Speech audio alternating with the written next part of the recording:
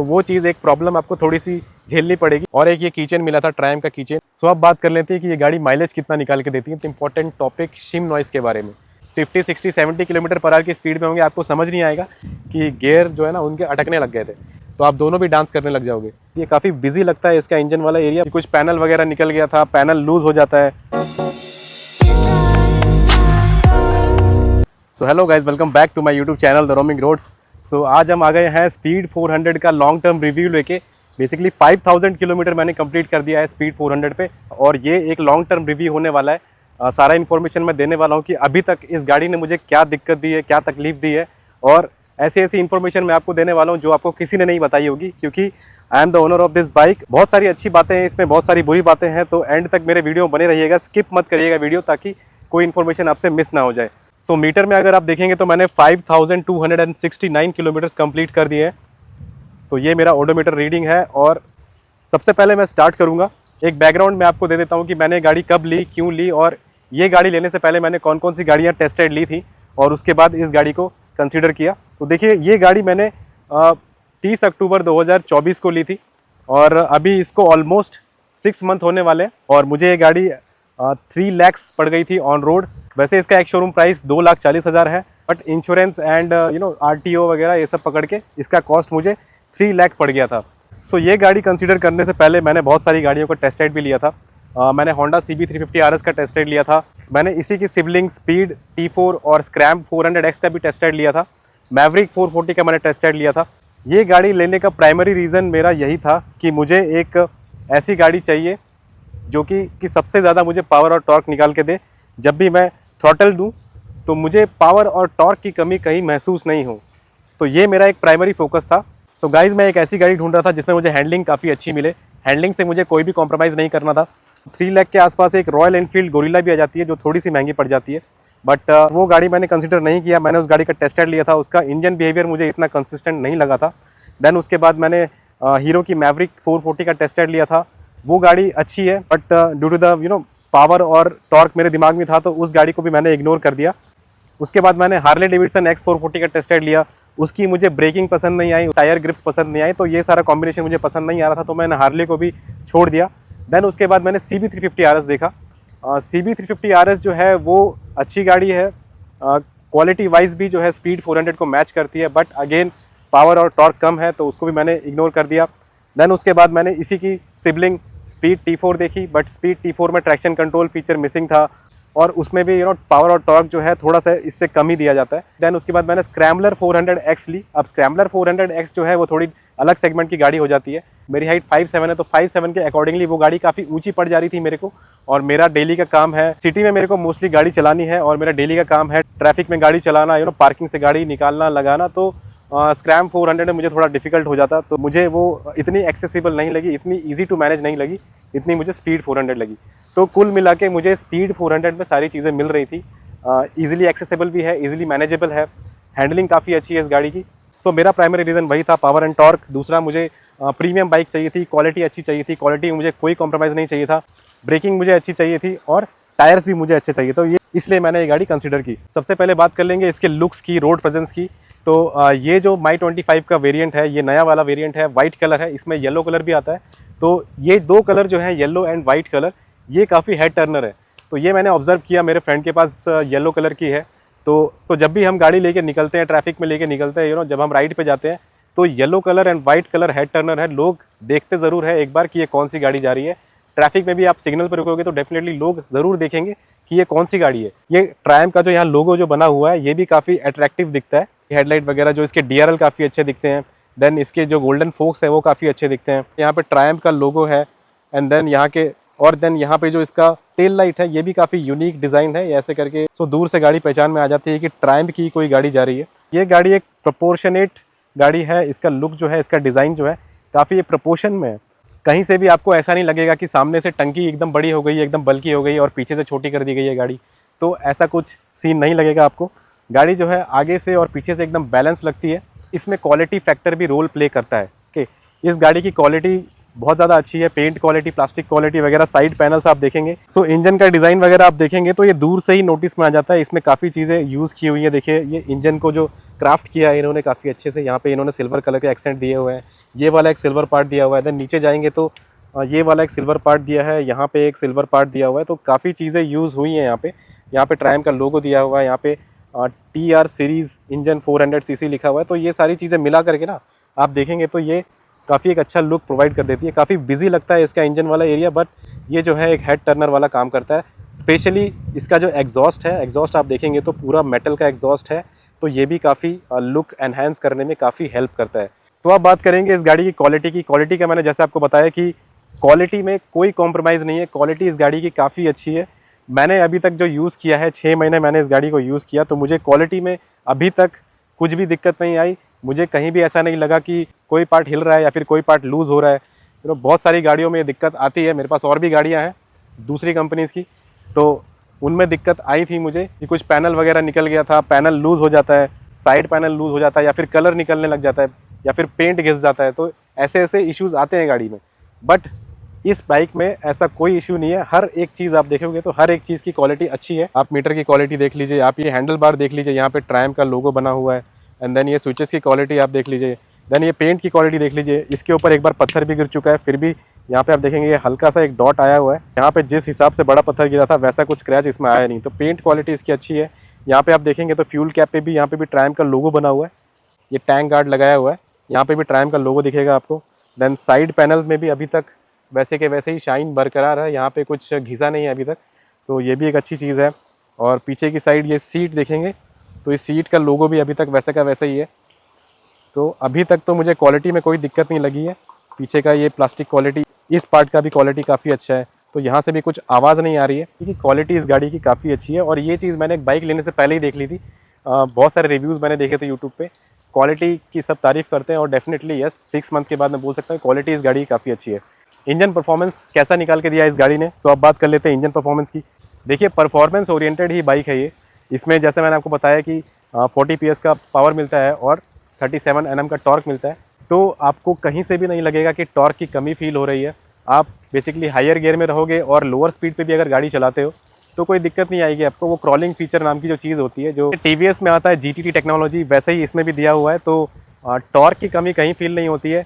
मैंने इस गाड़ी को 4th गियर से भी स्पीड ब्रेकर से निकाला हुआ है, और मैंने इस गाड़ी को 6th गियर में भी स्टेशनरी कंडीशन से भी उठाया हुआ है। तो उसका भी मैंने एक वीडियो बनाया हुआ है कि हर गियर में मैंने इस गाड़ी को उठा के दिखाया है। इसका इंजन इतना कैपेबल है कि ये गाड़ी जो है 6th गियर से भी उठ जाती है। तो ये चीज़ मुझे अच्छी लगी कि इस गाड़ी की ट्रैक्टिबिलिटी काफ़ी अच्छी है। हाईवे पे भी इसका बढ़िया परफॉर्मेंस है। हाईवे पे जब इस गाड़ी को आप 80+ के ऊपर लेके जाओगे तब इसका असली परफॉर्मेंस शुरू होता है। 50, 60, 70 किलोमीटर पर आवर की स्पीड में होंगे आपको समझ नहीं आएगा, लेकिन जैसे ही आप 80 के ऊपर जाओगे तो आपको इसका असली परफॉर्मेंस समझ में आएगा। सो इंजन के परफॉर्मेंस में मुझे अभी तक तो कुछ दिक्कत नहीं लगी। 6 महीने के यूज़ में मैंने काफ़ी लॉन्ग ट्रिप किए, 200 किलोमीटर एक स्ट्रेच में किया हुआ है।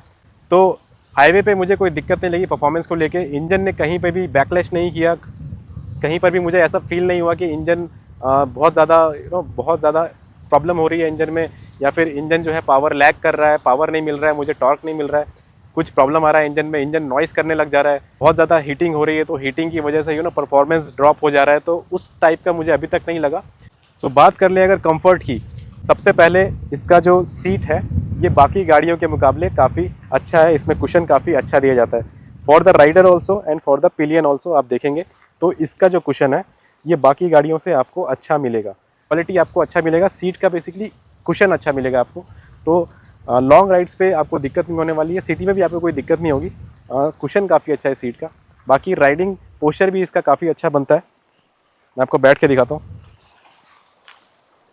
देखिए 5'7" हाइट के अकॉर्डिंगली पोस्चर कुछ इस टाइप का बनता है, और राइडिंग पोस्चर में कोई दिक्कत नहीं आई, अभी तक मुझे कोई दिक्कत नहीं आई। लॉन्ग राइड पे इस गाड़ी को लेके गया तो मुझे कहीं पर भी ऐसा नहीं लगा कि मेरा बैक पेन हो रहा है या फिर मेरा शोल्डर पेन हो रहा है। पहले 1-2 राइड में आपको थोड़ा सा एडजस्ट होने में टाइम लगेगा, आपको पेन हो सकता है, आपको रिस्ट में पेन हो सकता है, क्योंकि थोड़ा सा फॉरवर्ड है, लीन फॉरवर्ड पोजीशन है, हल्का सा ही है, ज़्यादा नहीं है। तो कुछ लोगों को हो सकता है, बट मुझे तो नहीं हुआ। मैंने इस गाड़ी को ride from the first day अभी तक ना मुझे सिटी में कोई इशू हुआ है, ना ही मुझे लॉन्ग राइड पे कोई इशू हुआ है। तो कंफर्ट में कोई दिक्कत नहीं है। पेन कहीं पर भी इस गाड़ी में नहीं होता है। कुछ कुछ गाड़ियों में आपने देखा होगा कि लोअर बैक पेन स्टार्ट हो जाता है थोड़ी देर गाड़ी चलाने के बाद, थोड़ा लंबा राइड करने के बाद। तो वैसा लोअर बैक पेन मुझे अभी तक इस गाड़ी में फ़ील नहीं हुआ है। इसके पहले मेरे पास टीवीएस रॉनिन थी, उसमें मुझे लोअर बैक पेन का इशू फ़ील हो रहा था, लॉन्ग राइड पे फील हो रहा था। बट इस गाड़ी में मुझे अभी तक कोई बैक पेन का इशू नहीं हुआ है। बाकी शोल्डर पेन वगैरह भी कुछ अभी तक तो नहीं हुआ है। सो बात करें अगर सस्पेंशन की, तो देखिए फ्रंट के सस्पेंशन थोड़े से स्टिफ लगते हैं, थोड़े से हार्ड लगते हैं। जब गड्ढे आ जाते हैं, अचानक से पॉट होल आ जाता है या फिर अचानक से एकदम ख़राब रास्ते आ जाते हैं ना, उबड़ खाबड़, तो सो ये जो स्टिफनेस है फ्रंट सस्पेंशन का, जो हल्का सा स्टिफनेस है, वो आपको हैंडलिंग में हेल्प करेगा। जब आप इस गाड़ी को हैंडल करोगे, जब आप इस गाड़ी को मनूवर करोगे ना, तो उस टाइम आपको समझ में आ जाएगा कि हाँ, ये गाड़ी का जो स्टिफनेस रखा गया है, फ्रंट सस्पेंशन का जो स्टिफनेस रखा गया है, वो किसी पर्पस के अकॉर्डिंगली रखा गया है, गाड़ी की हैंडलिंग अच्छी बनाने के लिए रखा गया है। तो ठीक है, मतलब थोड़े बहुत गड्ढे आपको फील हो जाएंगे, जर्क डायरेक्टली आपके हाथों में आता है, तो वो चीज़ एक प्रॉब्लम आपको थोड़ी सी झेलनी पड़ेगी। तो रियर के सस्पेंशन देखिए सॉफ्ट साइड में है, मीडियम भी नहीं बोलेंगे, मीडियम से सॉफ्ट साइड में है। तो आप जब सिटी में चलाओगे ना, तो सिटी में बहुत ज़्यादा कंफर्टेबल लगने वाले हैं, गड्ढे आपको बिल्कुल कम फील होने वाले हैं। जितना आपको आगे फील होता है ना, उससे आपको 50% लेस गड्ढे फील होने वाले हैं। तो रियर का सस्पेंशन ना काफ़ी सॉफ्ट है। हाईवे पे लेके जाओगे ना, तो हाईवे पे देखिए अगर रोड्स प्लेन है, रोड्स अगर प्लेन है ना, तो कोई दिक्कत नहीं आएगी। अगर थोड़े से ऊबड़ खाबड़ आ जाए, या फिर कुछ ख़राब रास्ते आ जाए, या फिर कोई गड्ढा आ जाए हाईवे पे, तो ना पीछे का सस्पेंशन जो है ना, थोड़ा आपको स्विंगिंग इफेक्ट दे सकते हैं। तो ये स्विंग इफेक्ट आपको मिलेगा हाई स्पीड पे मिलेगा, लो स्पीड पे नहीं मिलेगा। जब आप 80+ चले जाओगे ना, तो कॉन्फिडेंस आपका बना रहेगा, कॉन्फिडेंस में कोई कमी नहीं रहेगी। ये जो है ना सस्पेंशन थोड़े से ऐसे बाउंस करेंगे, बाकी इसके अलावा कोई पॉइंट नहीं है। सस्पेंशन इस गाड़ी के काफ़ी अच्छे हैं, काफ़ी अच्छा परफॉर्म करते हैं। सो अब बात कर लेते हैं ब्रेकिंग की। तो देखिए ब्रेकिंग जो है, पीछे वाले एक प्रोग्रेसिव ब्रेक है, तो पीछे वाले जो है ना, वो आप समझ लीजिए कि एक kind of average, below average brake है। तो आप जब पीछे वाला ब्रेक यूज़ करोगे ना, तो आपको एक टाइम के बाद लगने लगेगा कि पीछे वाले ब्रेक्स है ही नहीं। तो इस तरीके के ब्रेक है। ऑर्गेनिक ब्रेक पैड्स आते हैं पीछे, मैंने एक बार चेंज भी करवा लिए हैं। 3500 किलोमीटर से मेरे पीछे वाले ब्रेक पैड्स चेंज हुए थे। तो देखिए ब्रेक पैड्स चेंज भी हो जाए ना, नया ब्रेक पैड भी डाल दिया जाए, है तो ऑर्गेनिक, तो पीछे वाले ब्रेक बाइट जो है ना, पीछे वाले ब्रेक बाइट से आप ज़्यादा उम्मीद मत रखिएगा, बहुत ही ज़्यादा बिलो एवरेज ब्रेक है पीछे वाले। बट फ्रंट के ब्रेक्स जो है काफ़ी ज़्यादा ऑसम है। देखिए फ्रंट में इसमें 4 पिस्टन रेडियल कैलिपर्स आ जाते हैं विथ सिंटर्ड ब्रेक पैड्स। तो ये जो है ना पीछे वाली ब्रेक की कमी को पूरा कर देते हैं। One of the best brakes in the segment है फ्रंट वाले। जब आप ब्रेक लगाओगे ना, तो आपको इमीडिएटली समझ में आ जाएगा। मैं आपको बता रहा हूँ कि आप टेस्ट राइड लीजिए, जाके आप सारी गाड़ियों का टेस्ट राइड लीजिए, उसके बाद आप ये गाड़ी चलाइए, आपको समझ में आ जाएगा कि इसके जो फ्रंट ब्रेक्स है ना, वो काफ़ी ज़्यादा बढ़िया परफॉर्म करते हैं as compared to the other bikes of the same segment. ABS कैसा काम करते हैं, देखिए ABS इस गाड़ी के अच्छा काम करते हैं। ABS में अभी तक मुझे कोई दिक्कत नहीं लगी, गाड़ी अभी तक स्किड नहीं हुई है। मेरे पास एक और कंपनी की गाड़ी है जो कि डुअल चैनल ABS के साथ ही आती है, बट उसके टायर जो है पीछे वाले स्किड हो जाते हैं। बट इसके टायर जो हैं सेम सिचुएशन में मैंने अभी तक ऑब्जर्व नहीं किया कि स्किड हुए हैं। सो गाइज अब बात करते हैं इसके टायर्स की, टायर्स के क्वालिटी की, टायर्स के परफॉर्मेंस की। तो मैं आपको क्लियर कर देता हूँ कि ये टायर जो हैं जैसा फर्स्ट डे परफॉर्म करते थे वैसा अभी परफॉर्म करते हैं। अभी तक मैंने एक सिंगल पंचर नहीं लगवाया इसमें। फॉर योर इन्फॉर्मेशन, मेरे पास जो दूसरी गाड़ियाँ हैं उनमें जो है मैं फ्रीक्वेंटली पंचर बनवाते रहता हूँ, क्योंकि मैं ऐसी जगह पे रहता हूँ जहाँ पे कंस्ट्रक्शन का काम चलता रहता है। तो उन गाड़ियों में जो है ना, मैंने ऑब्जर्व किया है कि पंचर काफ़ी फ्रीक्वेंटली होते हैं। इसके टायर जो है ना, मैंने अभी तक 6 महीने में मैंने इसको काफ़ी रफ चलाया हुआ है, मैंने ऑफ रोडिंग भी की हुई है इससे। अभी तक मुझे कहीं पर भी कोई कट नहीं दिखा है, कहीं पर भी कोई पंचर नहीं दिखा है मुझे। तो अभी तक मैंने इस गाड़ी में कहीं पर भी पंचर नहीं बनवाया। हवा जो है ना, इस गाड़ी के टायर अच्छे से मेंटेन कर लेते हैं। बहुत ज़्यादा फ्रीक्वेंटली आपको हवा भरवाने की ज़रूरत नहीं है। अब जैसे आपने मंडे को हवा भरवा लिया, उसके बाद अगर आप 1 हफ्ते के बाद भी अगर चेक करोगे ना, आपको मुश्किल से 1 या 2 PS का डिफरेंस दिखेगा, बाकी आपको कोई डिफरेंस नहीं दिखेगा। ऐसा नहीं होगा कि आपने आज हवा भरवाई और ड्रेस्टिकली डिफरेंस आ गया, 5-6 PS का डिफरेंस आ गया। तो जो मैंने दूसरी गाड़ियों में ऑब्जर्व किया है कि काफ़ी ज़्यादा ड्रेस्टिकल डिफरेंस आ जाता है, स्पेशली समर सीजन में आ जाता है। बट इसमें अभी तक कोई दिक्कत नहीं आई है, टायर का प्रेशर जो है वैसे का वैसे ही मेंटेन रहता है। तो ब्रेकिंग जो है गाड़ी की टायर की ग्रिप पे भी डिपेंड रहती है, और टाइप्स ऑफ ब्रेक पैड पे भी डिपेंड रहती है, किस टाइप के ब्रेकिंग सिस्टम दी हुई है गाड़ी में, उस पर भी डिपेंड रहती है। सो दोनों फैक्टर मिल के डिसाइड करते हैं कि गाड़ी का ब्रेकिंग परफॉर्मेंस कैसा होगा। तो टायर जो है पूरा साथ देते हैं, ग्रिप अभी तक वैसे की वैसे ही बरकरार है, ग्रिप काफ़ी अच्छा मिलता है इस गाड़ी में। बाकी गाड़ी कहीं स्किड नहीं हुई है, तो टायर का परफॉर्मेंस अच्छा है। सो अब बात कर लेते हैं कि ये गाड़ी माइलेज कितना निकाल के देती है। तो मोस्ट डिमांडिंग क्वेश्चन है ये। देखिए गाड़ी जो है आपके राइडिंग स्टाइल के मुताबिक आपको माइलेज निकाल के देगी। मैं पर्सनली बताऊं तो मुझे कितना माइलेज दिया है इस गाड़ी ने, मुझे बम्पर टू बम्पर ट्रैफिक में ये गाड़ी 21 का माइलेज निकाल के देती है। तो 21 या फिर 23 तक जाता है मैक्सिमम। और मैं daily bumper to bumper traffic में चलाता हूँ, तो अगर आपका यूज़ मेरे जैसा है, मैं डेली अराउंड 20 से 25 किलोमीटर एकदम बम्पर टू बम्पर ट्रैफिक में ही गाड़ी चलाता हूँ।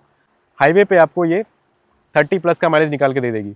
अगर आप आराम से चलाओगे तो आपको 33, 34 तक का भी माइलेज निकाल के देगी। अगर आप एग्रेसिवली चलाओगे ना तो आपको 30 से 31 का माइलेज निकाल के देगी। तो सो हैंडल बार काफ़ी लाइट फील होता है, काफ़ी बढ़िया फील होता है। ऐसा आपको नहीं लगेगा कि ये हैंडल बार काफ़ी हैवी है या फिर आप जब मनूवर कर रहे हो ना तो आपको कोई दिक्कत आने वाली है।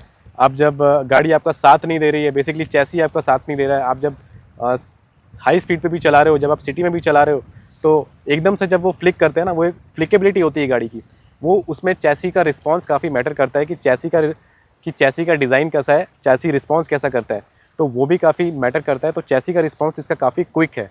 आप थोड़ा सा भी इसको फ्लिक करना चाहोगे ना, जैसे आप सोचोगे वैसे ही गाड़ी फ्लिक हो जाएगी।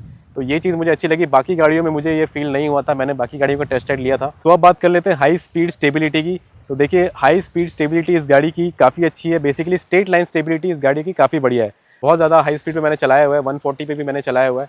इसको एक बार मैंने 140 के ऊपर भी खींचा हुआ था, तो मुझे कोई दिक्कत नहीं लगी स्टेबिलिटी में। बस आपको मैंने जैसे बता दिया कि पीछे का सस्पेंशन जो है, अगर रास्ते ख़राब हो गए ना तो आपको थोड़ा बाउंस दे सकते हैं। बाकी कॉन्फिडेंस कहीं पर भी लूज़ नहीं होता है। ऑब्वियस सी बात है, इस गाड़ी को उसी पर्पज़ के लिए बनाया गया है, तो कॉन्फिडेंस आपका कहीं लूज़ नहीं होगा, मेरा भी कहीं लूज़ नहीं हुआ। सो गाइस देखिए गाड़ी के साथ मुझे क्या क्या मिला था। गाड़ी जब मैंने परचेज़ की थी तो उसके साथ मुझे सो बाय डिफ़ॉल्ट यहाँ पे रेडिएटर ग्रिल आपको फिटेड मिल जाता है। ये मेटल वाला है। ये वाला जो गार्ड है, इंजन गार्ड जो है, ये वाला मिला था।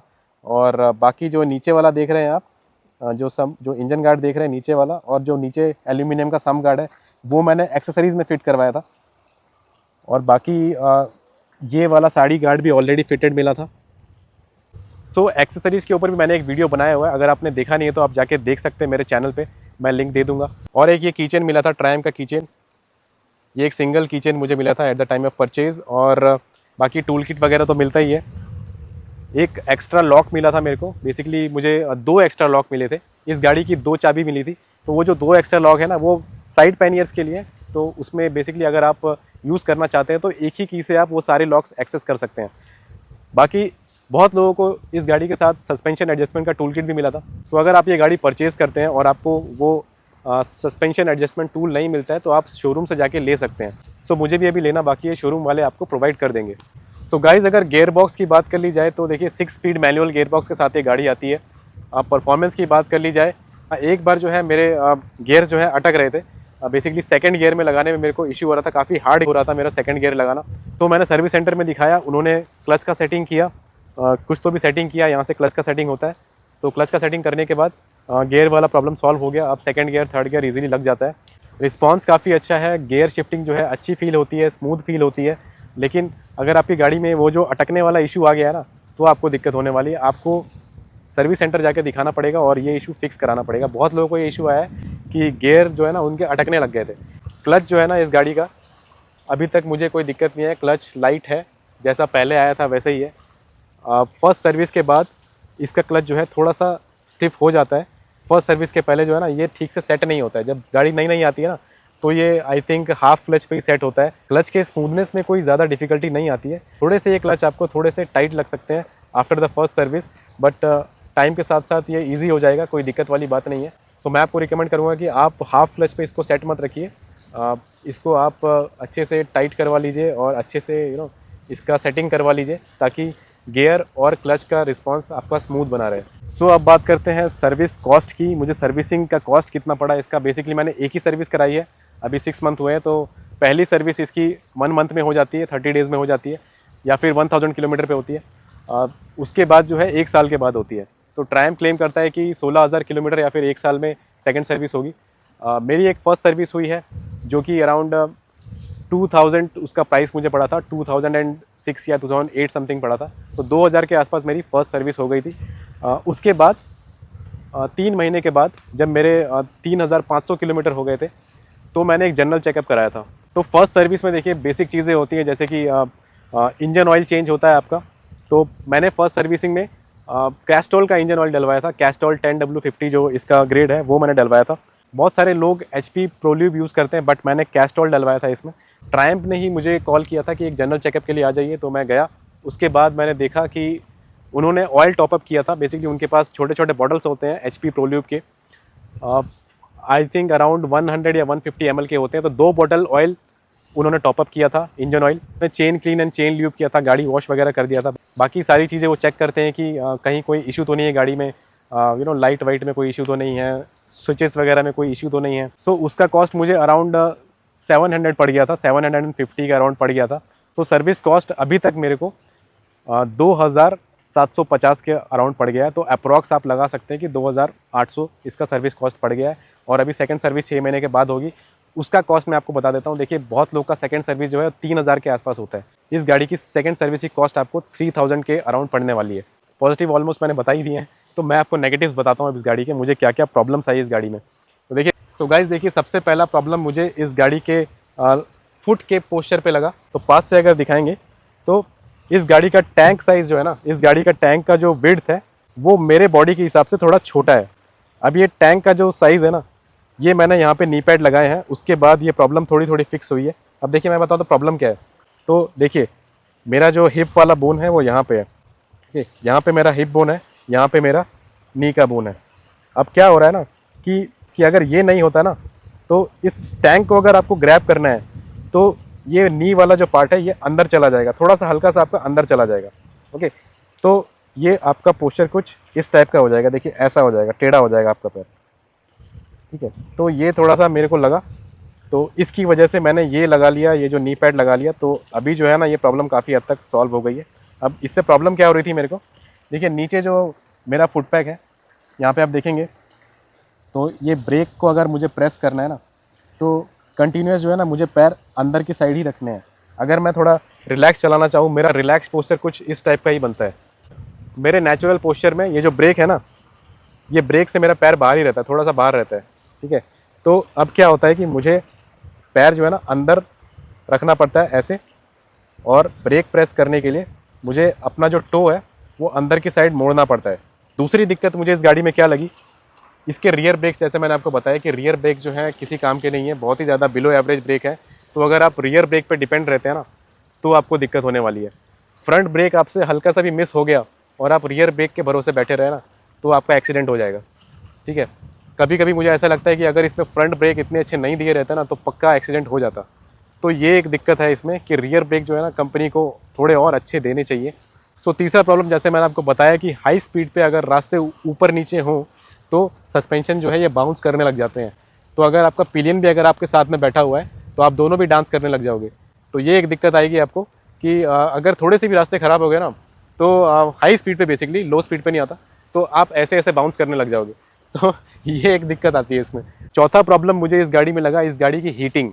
तो रेडिएटर फ़ैन है ना, काफ़ी ज़्यादा काफ़ी जल्दी किक इन हो जाता है। और अगर आपने फुल पैंट नहीं पहना हो, अगर आपने जीन्स नहीं पहना हो, गलती से भी अगर आप शॉर्ट्स में निकल गए, वैसे मैं तो शॉर्ट्स में नहीं चलाता हूँ, लेकिन मेरे फ्रेंड ने शॉर्ट्स में एक बार ये गाड़ी चलाई थी, उसके पास भी स्पीड 400 है, उसका पैर जो है ना हीटिंग की वजह से पूरा रेड हो गया था। बहुत बड़ा प्रॉब्लम तो नहीं है, मैनेजेबल है। अब 400 सीसी का इंजन है तो हीट तो करेगा ही, इतना ज़्यादा पावर टॉर्क दिया है, हीट तो करेगा ही। तो वो सब ठीक है, कंपनी बोलती है हाँ भाई इंजन पावरफुल है, हीट तो करेगा ही, परफॉर्मेंस इंजन है, हीटिंग तो होगी ही। हीटिंग भी एक हद तक होनी चाहिए, हद से ज़्यादा हीटिंग नहीं होनी चाहिए। तो मेरे हिसाब से ट्रायम्फ को जो है नेक्स्ट अपडेट में थोड़ा सा इस पर ध्यान देना चाहिए।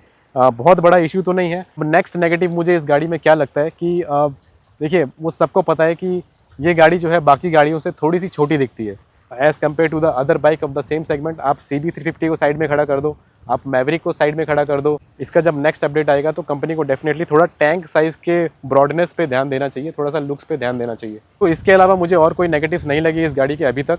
अब मैं इसके प्रोज बता देता हूँ फटाफट। बहुत सारे प्रोज है इस गाड़ी के। सबसे बड़ा पॉजिटिव इस गाड़ी का इसकी क्वालिटी है। इसकी क्वालिटी बाकी गाड़ियों से काफ़ी ज़्यादा अच्छा है। ऑलमोस्ट मैं बोलूँगा कि होंडा से भी एक लेवल ऊपर की क्वालिटी ये आपको प्रोवाइड करती है। और दूसरा पॉजिटिव पॉइंट है इस गाड़ी की हैंडलिंग। देखिए, ये गाड़ी हैंडलिंग के लिए ही फेमस है। अब मैंने जो आपको बताया कि इसका कॉम्पैक्ट नेचर जो है, इसका कॉम्पैक्ट डिज़ाइन जो है वो आपको मनूवर करने में काफ़ी हेल्प करता है। अब ये गाड़ी बल्कि नहीं लगती है, तो आप सिटी में भी आपको कोई दिक्कत नहीं आने वाली है। आप बहुत ज़्यादा कंजस्टेड स्पेस से भी इस गाड़ी को अच्छे से फ्लिक करके निकाल लोगे। बीच में अगर कोई गड्ढा आ जाता है, कोई पॉट होल आ जाता है, तो गाड़ी को फ्लिक करना ना, क्विकली फ्लिक करना काफ़ी ज़्यादा ईजी है। चैसी काफ़ी अच्छा रिस्पॉन्स करता है, काफ़ी क्विक रिस्पॉन्स करता है। और तीसरा पॉजिटिव पॉइंट है इसका सस्पेंशन काफ़ी अच्छा है, काफ़ी प्लश फील होता है।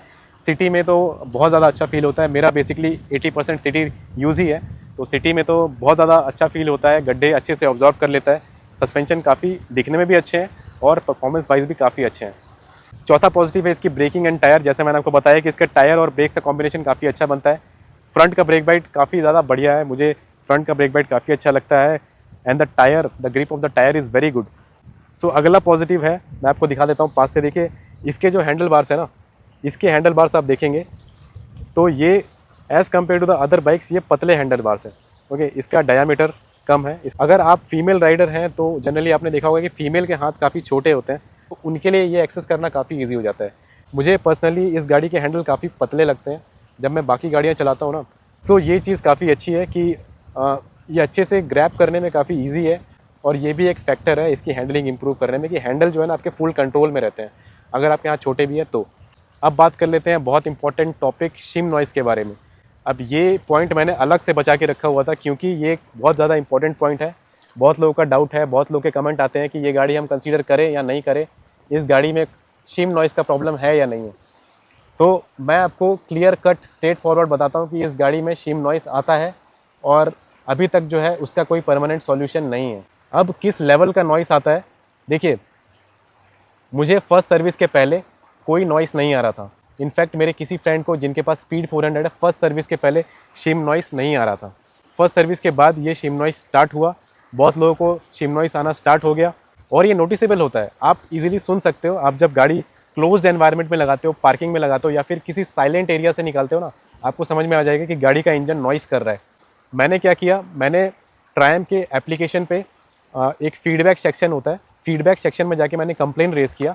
देन उसके बाद ट्रायम्फ से मुझे कॉल आ गया, सेम डे मैं गाड़ी लेके सर्विस सेंटर में गया। सर्विस सेंटर वालों ने एक दिन गाड़ी अपने पास रखी, उन्होंने इंजन का हेड ओपन किया, शिम का क्लियरेंस कम किया, एक पार्ट रिप्लेस हुआ, शायद चेन टेंसर का कोई पार्ट है या फिर टैपेट का कोई पार्ट है, तो एक कोई पार्ट उन्होंने रिप्लेस किया है, शिम का क्लियरेंस कम किया है। उसके बाद जो है ना साउंड रिड्यूस हो गया, ड्रास्टिकली रिड्यूस हो गया। अब मुझे जैसा पहला साउंड आ रहा था ना वैसा साउंड नहीं आ रहा, उतना लाउड नहीं आ रहा था।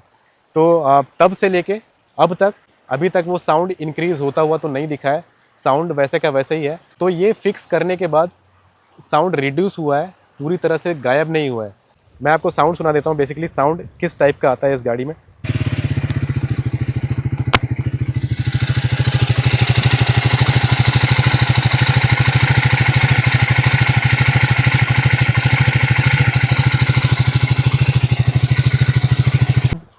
इसका कुछ बहुत बड़ा इशू नहीं बनाना चाहिए मेरे हिसाब से, क्योंकि ये साउंड जो है ये मैनेजेबल है। सिटी में जब आप गाड़ी चलाओगे ना तो आपको फील भी नहीं होगा कि इस गाड़ी में कुछ साउंड आ रहा है। परफॉर्मेंस पे कोई इम्पैक्ट नहीं पड़ता है, ये गाड़ी बहुत ज़्यादा अच्छा परफॉर्म करती है, तो मुझे तो इतना कुछ बॉदर नहीं करता है ये शिम नॉइज़। बाकी मेरे फ्रेंड्स भी हैं जिनके पास स्पीड 400 है, उनकी गाड़ी में भी ये हल्का हल्का साउंड आता है, तो इतना कुछ बॉदर तो नहीं करता है। जब हम राइड पे निकलते हैं, जब हम सिटी में गाड़ी चलाते हैं, तो यार ये सब चीज़ें इतना कुछ बॉदर नहीं करती, इतना कोई बड़ा इशू नहीं है। और मेरे राइड ग्रुप में बाकी गाड़ियाँ भी हैं, इवन गोरिल्ला 450 में भी शिम नॉइज़ आता है, मेरे ग्रुप में गोरिल्ला भी है, दूसरी बाइक्स भी हैं, KTM ड्यूक भी है, रॉयल एनफील्ड भी है, तो उनमें भी साउंड आता है, हल्का हल्का शिम नॉइज़ सब में आता है।